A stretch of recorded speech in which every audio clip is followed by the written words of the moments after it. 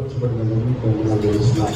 మన సమయంలో అనుకున్నటువంటి నింపరచులో మీ పరిశుద్ధ ఆత్మ సహాయం మాత్రమే ఇచ్చిన వారికి దయచేసి అద్భుతమైనటువంటి కార్యాలను జరిగించినారు. ఈ చదవబడినటువంటి వాక్యంలో మనం చూస్తే ఆ వాక్యం ఎవరు రాశారంటే పైన చెప్పబడుతుంది దావీదు రాసినటువంటి కీర్తన అని. ఈ దావీదు రాసినటువంటి కీర్తనలో 70 కీర్తనలు దావీదు రాశాడని చెప్తూ ఉంటాం.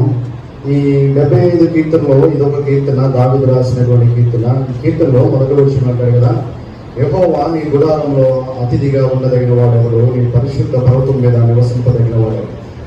బైబిల్లో చాలా రకాలైనటువంటి ప్రశ్నలు ఉన్నాయి. 5 రకాలైనటువంటి ప్రశ్నలు మీకు ఇంట్రడక్షన్ గా ఉపద్ఘాతంగా చెప్పాలనుకుంటున్నా. ఏంటి అంటే, మొదటి ప్రశ్న ఏంటంటే దేవుడు మానవుని వేసినటువంటి ప్రశ్న. ఆదామా నీవెక్కడా, సౌలా నీవేళ నన్ను హింసించుచున్నావు. ఇలాంటి ప్రశ్నలు దేవుడు మానవుడిని వేసినటువంటి ప్రశ్నలుగా బైబిల్లో మనం చూస్తూ ఉంటుంటాం. అంటే దేవుడు మానవుడిని ప్రశ్నిస్తున్నాడు, ఎక్కడున్నావు, ఏం చేస్తున్నావు, ఏంటి, ఎలా ఉన్నావు అనేటటువంటి సందర్భాల్లో దేవుడు మానవుడిని ప్రశ్నిస్తున్నట్లుగా చూస్తూ ఉంటాం. రెండవది, సాతాను మానవుడిని ప్రశ్నించేటటువంటి ప్రశ్న. ఇది నిజమా, దేవుడు తినొద్దన్నాడా, ఇలా చేయొద్దన్నాడా అనేటటువంటి ప్రశ్నలు మనం చూస్తూ ఉంటుంటాం. మొదటి ప్రశ్నలేమో దేవుడే మానవుడిని అడుగుతూ ఉంటుంటాడు. రెండవ ప్రశ్న ఏమో సాతానుడు మానవుడిని అడుగుతూ ఉంటుంటాడు. ఇది నిజమా అనేటటువంటి సందర్భాలు మనం చూస్తున్నాం. మూడవది, మానవుడిని అడుగుతున్నటువంటి ప్రశ్న. అంటే ఒక మనిషిని అడుగుతున్నటువంటి ప్రశ్న బైబిల్లో చూస్తున్నాం.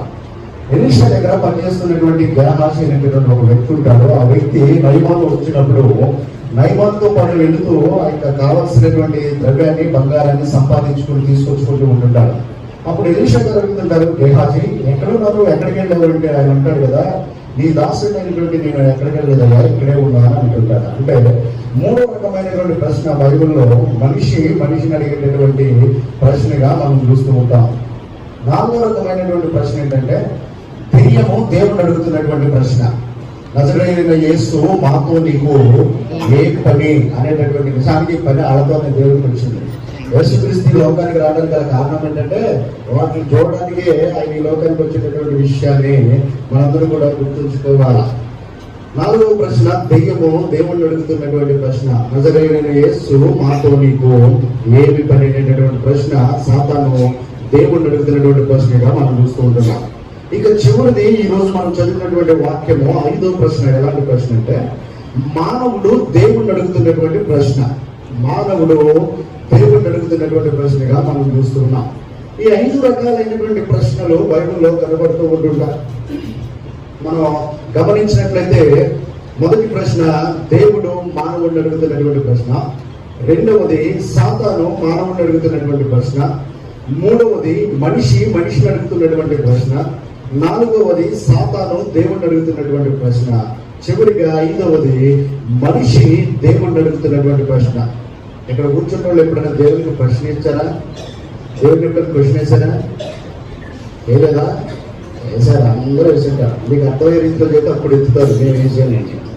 ఏదైనా ఒక కష్టం వచ్చిందనుకో, ప్రభువా నాకే ఎందుకు ఇట్లా జరుగుతుంది, ఎవరైనా దేవుడిని ప్రశ్న. ఇప్పుడు ఎత్తండి, దేవుడిని ప్రశ్నించేవాళ్ళు వందనాలండి.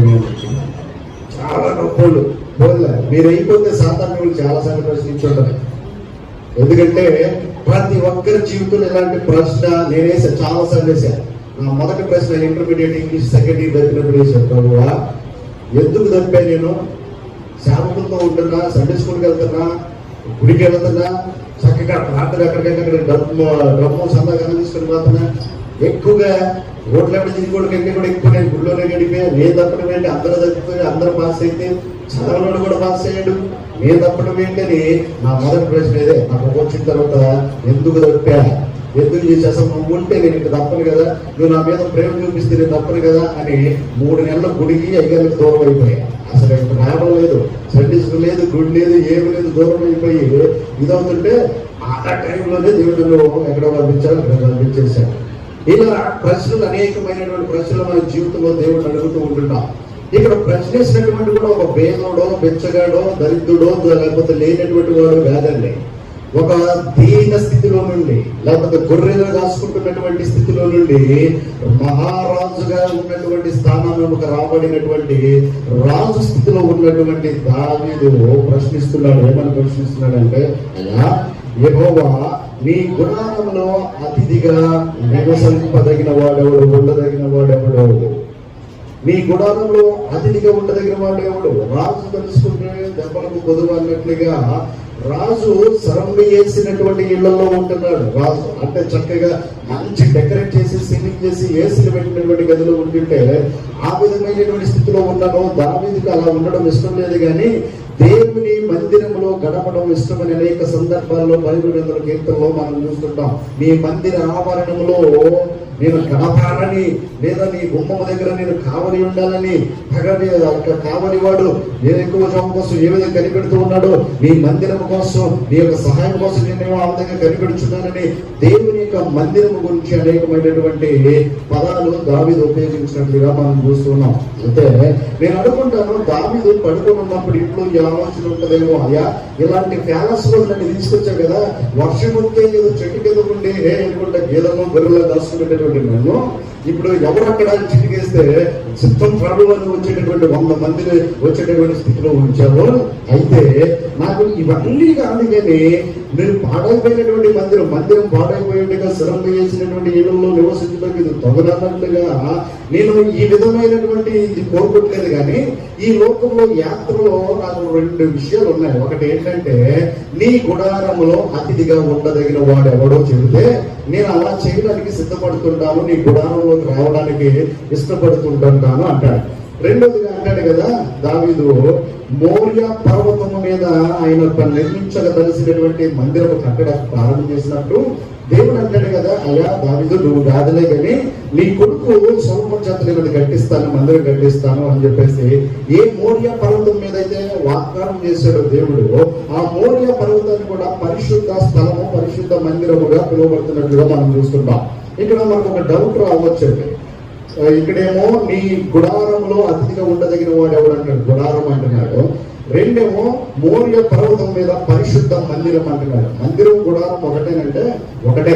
ఎలా అంటే పేపర్ కట్టాలు అంటూ ఉంటుంటాం. అంటే పాత నిబంధన గ్రంథంలోకి వస్తే, పాత నిబంధన గ్రంథంలోకి చూస్తే ఈ విధమైనటువంటి గుడారాలు ఎలా ఉపయోగించేవాళ్ళంటే యాత్రలో సంచార జీవులుగా, అంటే మనం కేంద్రీయులు అంటారు చూడండి, వాళ్ళు ఏదో కాలం వచ్చినప్పుడు ఎక్కడ ఖాళీ స్థలం దొరికితే అక్కడ గుడిసెలు వేసేసుకొని అక్కడ ఉండి కొన్నాళ్ళు వాడు పని అయిపోయిన తర్వాత మళ్ళా గుడిసెలు తీసుకొని వేరే ఊరు వెళ్తారు, మళ్ళీ అక్కడ ఆ గుడిసెలు వేసుకుంటుంటారు. అక్కడ నుంచి మళ్ళా వేరే ప్రాంతానికి వెళ్తారు. సంచారి జీవులు ప్రయాణం చేస్తున్నప్పుడు వారి యాత్రలో ఉపయోగపడే వారికి నివాస స్థలముగా ఉండటకు ఆ గుడారాలు ఏర్పాటు చేసుకుంటారు.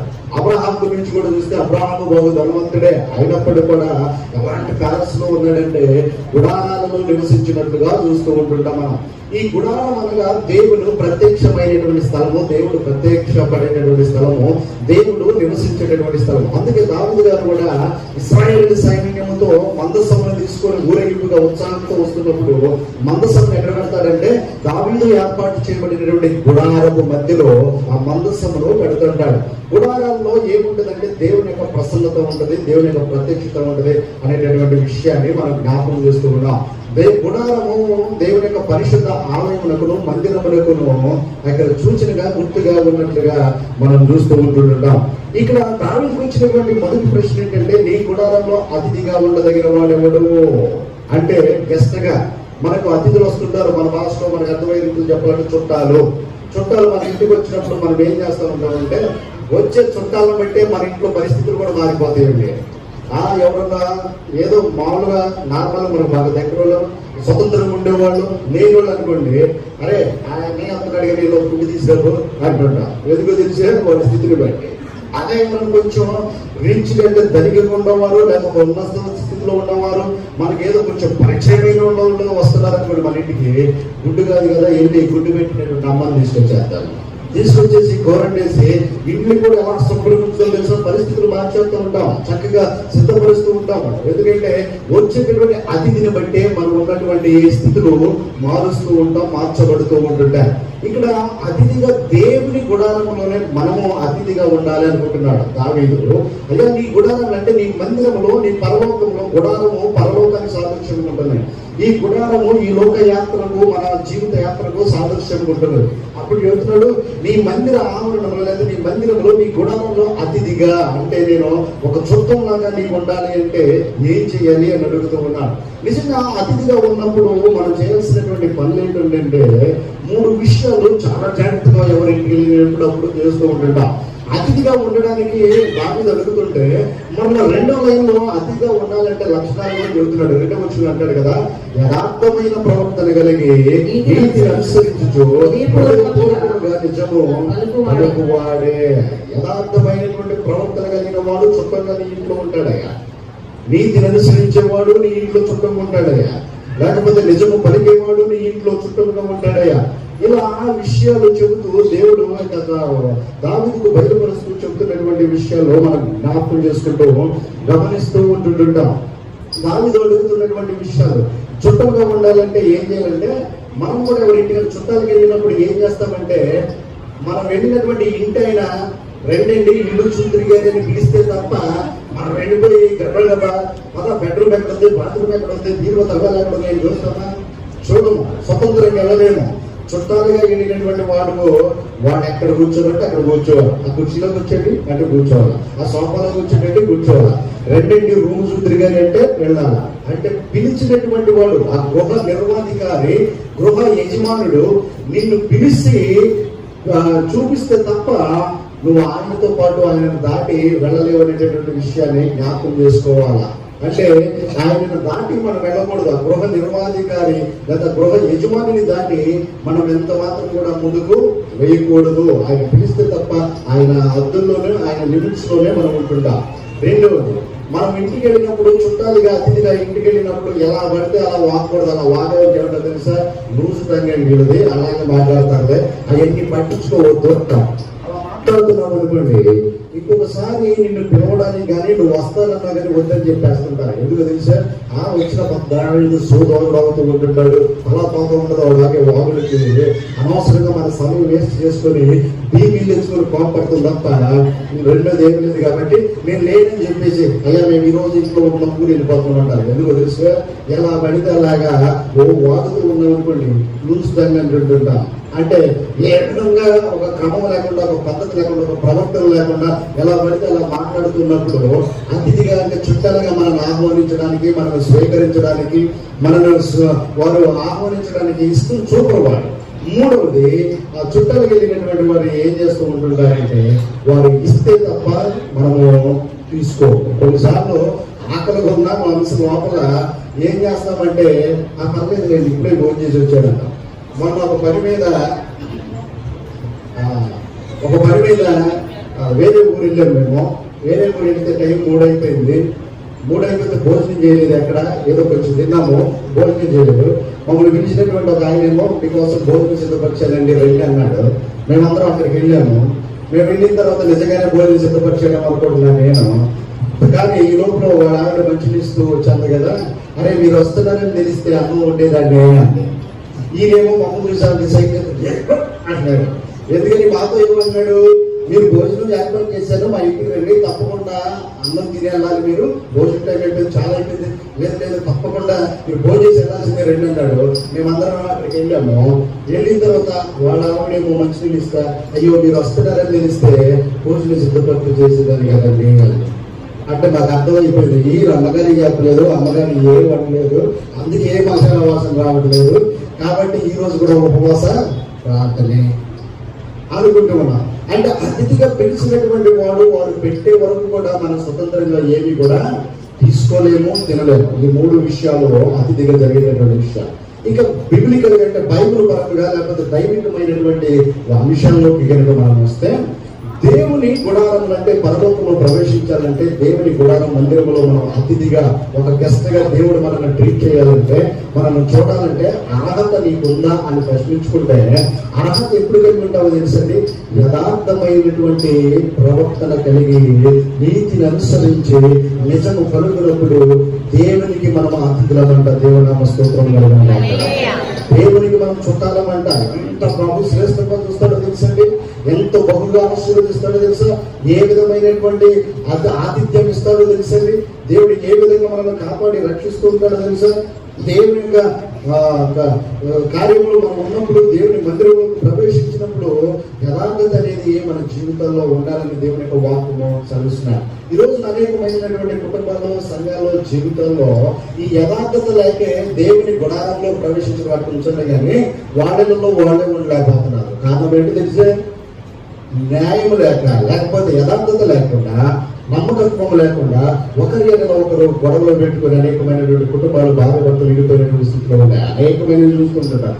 ఏంటో మీరు ఇంత పరిస్థితికి వచ్చారంటే, నా భార్య నా ఎడల యథార్థత లేదు, నా భర్త నా ఎడల యథార్థత లేదు, నా పిల్లలు నా యందు యథార్థత నమ్మకంగా లేదు, నా తల్లిదండ్రులు నా యందు యథార్థంగా నమ్మకంగా లేదు. ఈ యథార్థత లేకపోవడం వల్లనే దేవుని మందిరంలోనికి లేదా దేవుని గుడారంలోకి ప్రవేశించడం సంగతి పక్కన పెడితే, వారింట్లో వాడు ఉండేటటువంటి పరిస్థితులు కూడా లేకుండా చూస్తున్నటువంటి పరిస్థితులు మనం చూస్తూ ఉంటుంటాం.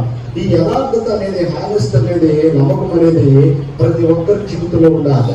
యథార్థవంతులుగా మనం ఉంటున్నప్పుడు ఒకవేళ మనుషులకు దూరం అవ్వచ్చేమో కానీ దేవుడు మాత్రము ఏ మేలు చేయక మానడు అనేటటువంటి విషయాన్ని బైబిల్ గ్రంథంలో మనం చూస్తూ ఉంటాం.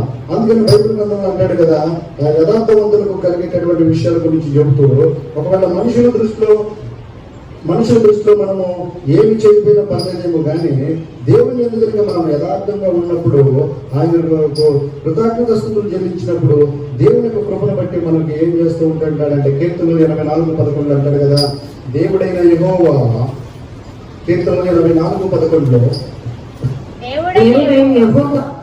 సూర్యుడు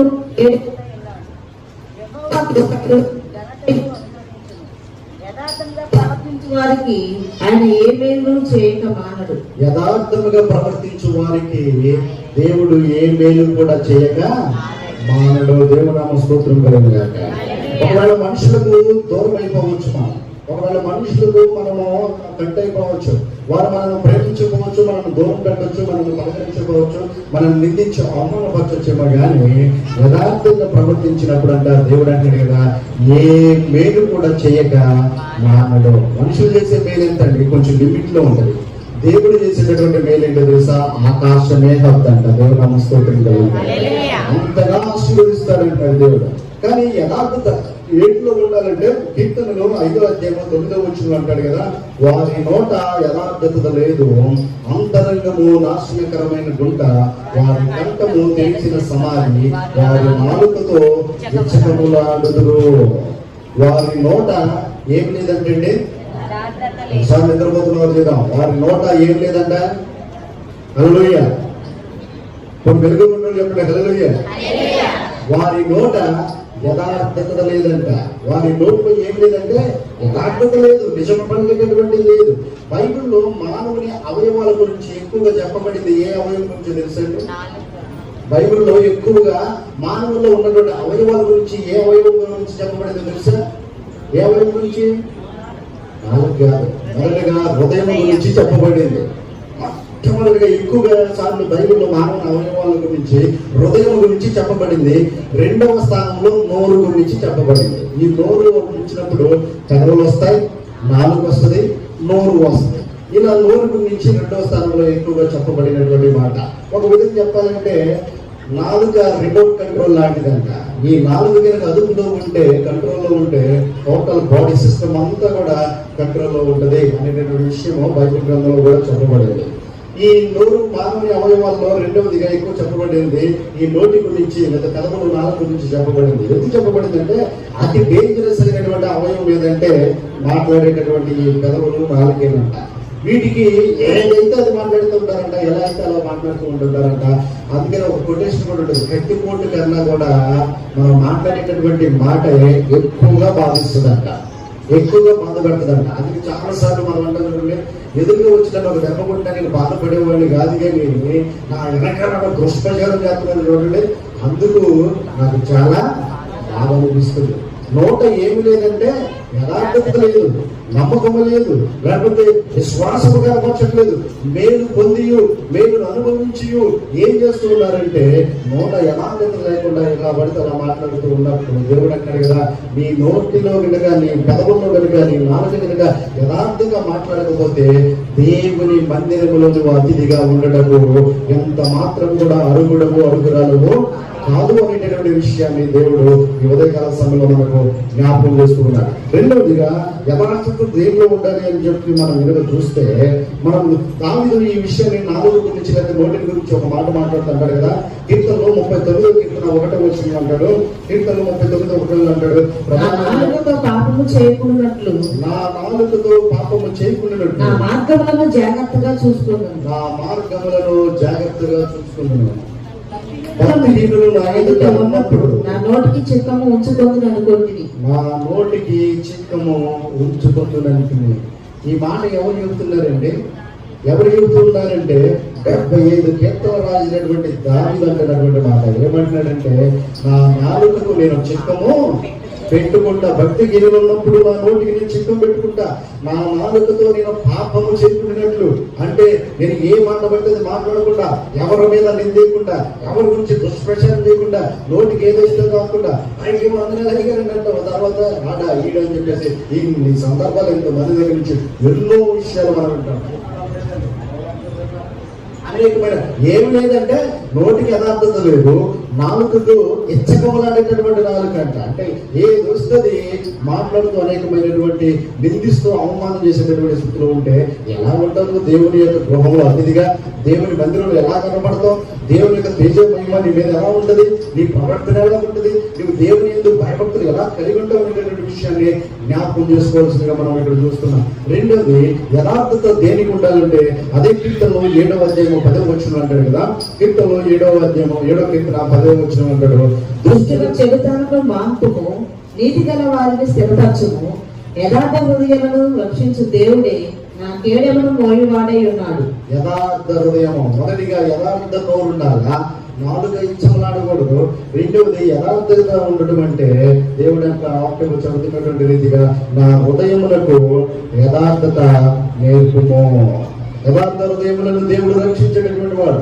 ఎవరైతే దేవుని యొక్క ఆ మందిరంలో అతిథిగా ఉండాలనుకుంటున్నారో, ఎవరైతే దేవుని యొక్క మేలును పొందాలనుకుంటున్నారో వారు ఎలా ఉండాలంటే యథార్థంగా నోరు కలిగి ఉండాలి, నాలుగు ఉండకూడదు. రెండవది యథార్థమైనటువంటి హృదయము కలిగి ఉండాలని దేవుని యొక్క వాక్యము చెప్తున్నట్లుగా మనం చూస్తున్నాం. రెండవదిగా మనం మూడవది చూస్తే ఇక్కడ దేవుని యొక్క కృపను బట్టి చెప్తున్నటువంటి వాటిలో ఏంటంటే, ఒకవేళ నీ హృదయం యథార్థంగా ఉందనుకోండి, నీ నోరు యథార్థంగా ఉందనుకోండి, తెలుసా? కీర్తన 33 కీర్తన 1, నీతిమంతులారా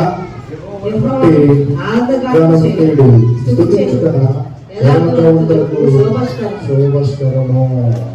స్తుతి చేయటం యథార్థవంతులకు శోభస్కరము. అంటే ఒక కిరీటము, ఒక అందము, ఒక సొగసు, ఒక చక్కగా మంచి వస్త్రాన్ని ఆభరణాలు ధరించుకున్నట్లుగా దేవుని యొక్క శోభస్థుతి మీకు ఒక శోభను కనపరిచేదిగా ఉంటున్నట్లుగా మనం జ్ఞాపకం చేసుకోవాలి. నిజంగా యథార్థత కలిగి ఉన్నప్పుడు స్తుతి చేయకుండా దేవుణ్ణి మనము విడిచిపెట్టలేము, స్తుతి చేయకుండా ఉండలేము అనేటటువంటి విషయాన్ని జ్ఞాపకం చేస్తూ ఉండాలి. ఇక్కడ స్తుతి చేయట యథార్థవంతులకు శోభస్కరము.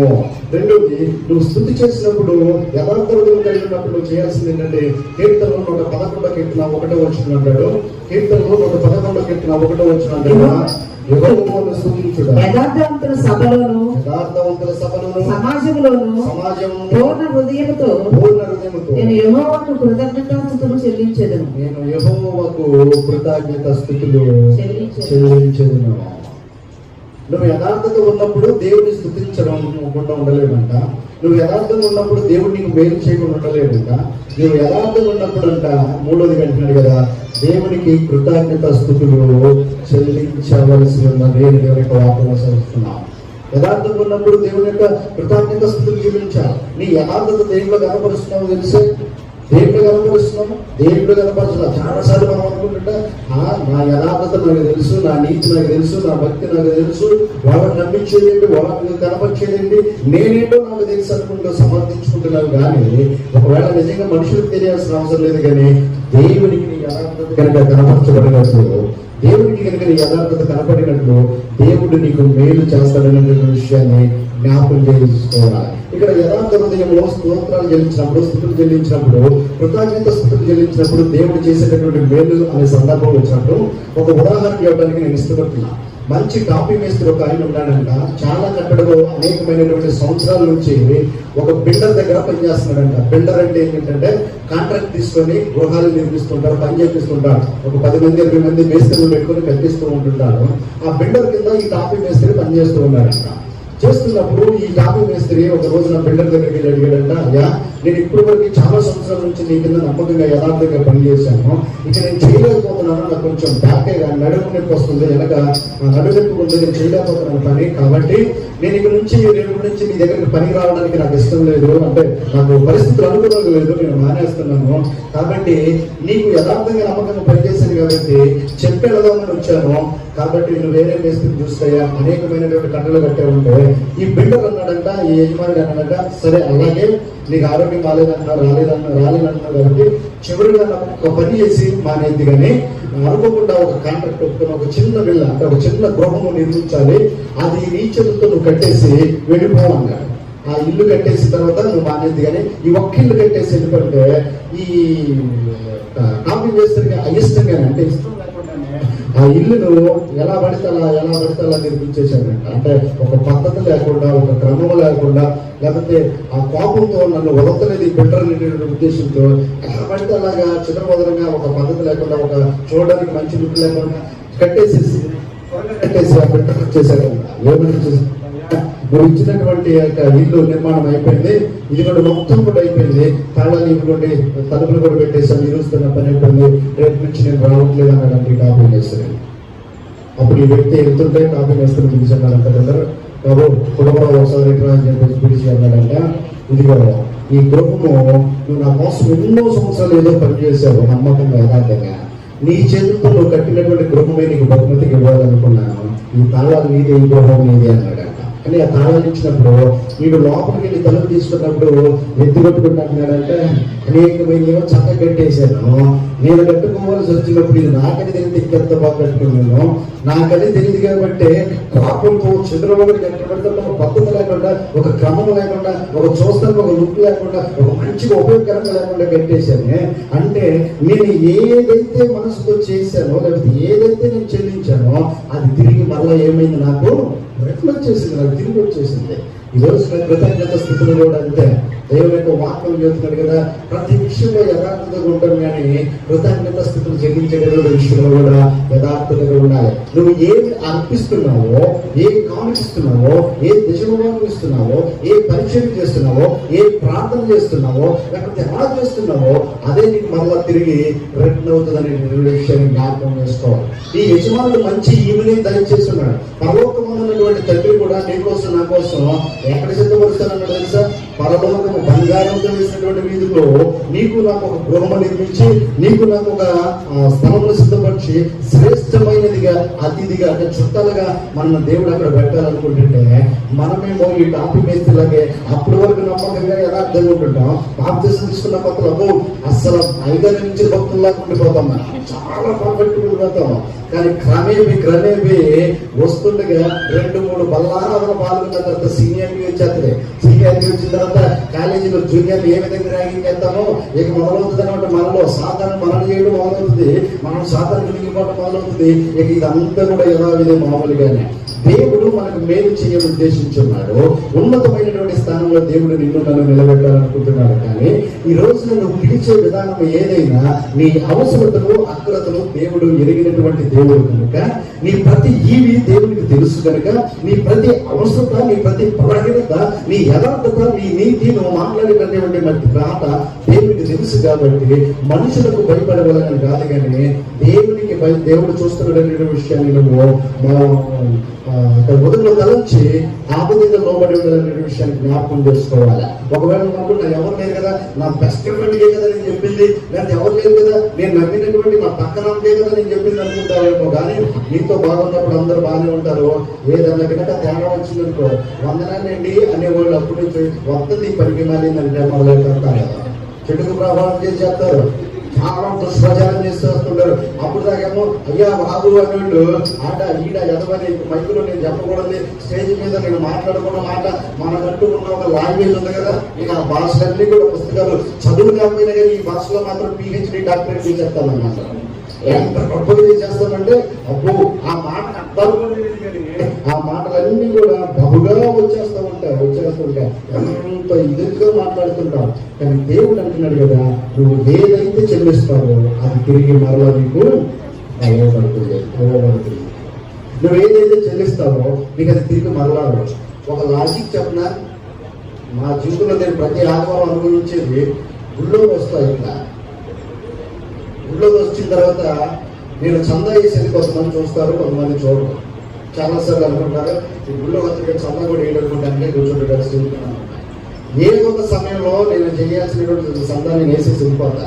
అది చందా పాట పడేప్పుడే వేయాలని కాదు, వచ్చేటప్పుడు వేయొచ్చు, ప్రార్థన కళ్ళు మూసుకున్నప్పుడు వేయొచ్చు, లేకపోతే ప్రసంగం అయిపోతే వేయచ్చు, ఎలా అయినా వేసేస్తా. కానీ నేను గుళ్ళోకి వచ్చినప్పుడు చందా వేసేటప్పుడు చూసుకుంటే ఆ జేబులో 100 రూపాయలు ఉందనుకోండి, 100 రూపాయలు కాగితం వేసానంటే ఆ రోజున సాయంత్రం నాకుంది, నాకంటూ ప్రార్థన ఉంటుంది దేవుడి ప్రభుత్వం.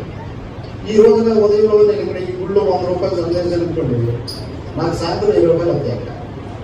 ఒకవేళ నాకు రేపు అర్జెంట్గా నాకు ఒక 2 ఏళ్ళు కావాలి, 3 ఏళ్ళు కావాలి సోమవారం, ప్రభావ మరి సాయంత్రం సందేహాలు ఎక్కువ వస్తాయి అనుకుని దేవుడు అడిగాను అనుకో, దేవుడు అంటే కదా 100 రూపాయలు కదా 500 రూపాయలు సాయంత్రం వస్తాయి. నిజమండి, అది లిటరల్గా చెబుతున్నాను, నేను అనుభవించి చెబుతున్నాను. అంటే రేపు నా అవసరంతో సాయంత్రం నా ప్రాంతంలో నా సంఘంలో తీరాలి అంటే నేను ఇక్కడ వేయాలన్నమాట. అప్పుడు నా అవసరతను బట్టి నేను వేస్తా ఉంటాను. ప్రభా నాకు రేపు వద్దునంత కావాలి కాబట్టి సాయంత్రం వెళ్తాను కాబట్టి పెద్ద చేసేస్తానండి.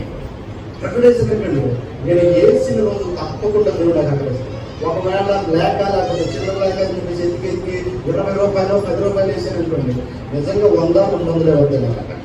కారణం ఏంటో చూసా, వెంటనే అసలు వడ్డీతో సహా చేస్తాడు దేవుడు కృపను బట్టి. ఎందుకో తెలుసా, మనం అది చెప్పడానికి బాగానే ఉంటుంది కానీ అయ్యారు చెప్పేదంతా ఇదే. అయ్యారు మనిషిగా కూర్చొని రాజేష్ గారికి చెప్తాడు అనుకోండి, సినిమాలో నేను కుమ్మక్కయ్య వచ్చి చెప్తూ ఉంటాడు అనుకుంటారు. కానీ దేవుని యొక్క వాక్యాన్ని నేను చెప్తే మీరు వేస్తారా చెప్పండి, నువ్వు చెప్తే వేస్తారా, నేను వద్దని అయిపోతారా? కానీ అనుభవిస్తున్నాం కాబట్టి చెప్తారు. మిత్రంగా నిజమండి, దేవుని సన్నిధిలో ఉండి నేను బలిపెట్టిపోదని చెబుతున్నా. నాకు రేపు అవసరత నా సమయంలో ఎక్కువగా నేను దేవుడు నన్ను ఆశీర్వదించాలంటే నేను ఏమి ఇస్తానో నాకు దానికి ప్రతిఫలంగా ఇస్తానంటే. నేను ఏమి ఉన్నానో ఆ రోజు ఏమీ ఉన్నాను.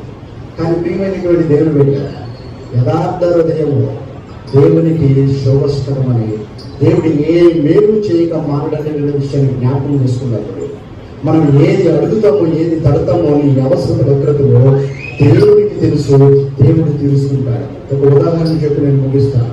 ఒక పేదవాడికి బాగా ఆకలిస్తుంటే రాజుగారి కోట మీద వెళ్తుంటే ఒక మామిడి చెట్టు ఉందంట. వీడు ఆలోచన వచ్చిందంటే ఒక రాయి తీసుకుని ఆ మామిడి చెట్టు మీద కొడితే కాయబడితే నా ఆకలి తీరింది కదా అని చెప్పేసి వీడు ఏం చేశాడంటే ఆ రాయి తీసుకొని వేసాడు.